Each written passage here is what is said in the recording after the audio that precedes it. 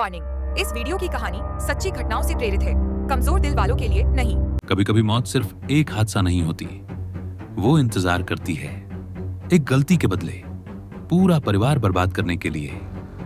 अमावस्या की रात थी। सन्नाटा इतना गहरा था जैसे पूरी धरती सांस रोक कर बैठी हो।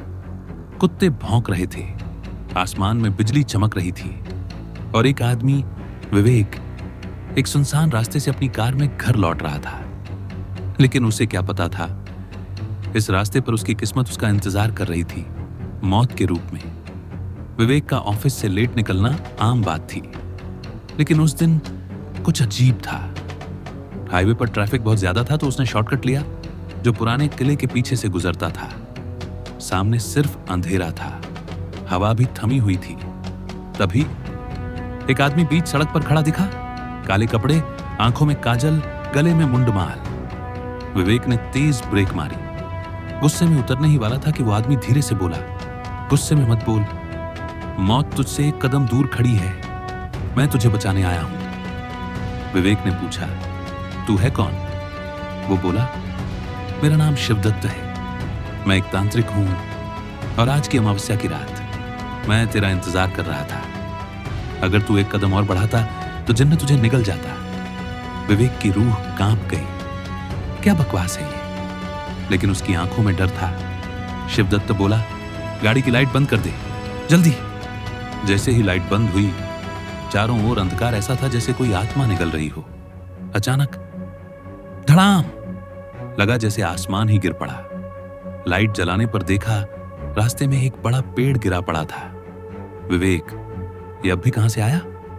शिवदत्त, वो जिन्न गुस्से में है, तुझे छू नहीं पाया इसलिए रास्ता बंद कर गया। अब यहां से लौट चल, नहीं तो अगली बार वो तेरी मां की जान लेगा। विवेक जैसे तैसे घर पहुंचा। बीवी अनवी ने दरवाजा खोला। विवेक ने कांपते हुए सब कुछ बताया।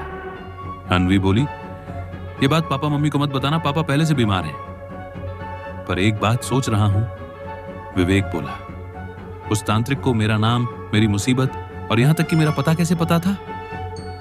रात को ठीक 9 बजे किसी ने दरवाजा खटखटाया। विवेक ने खोला। वही तांत्रिक शिवदत्त सामने खड़ा था।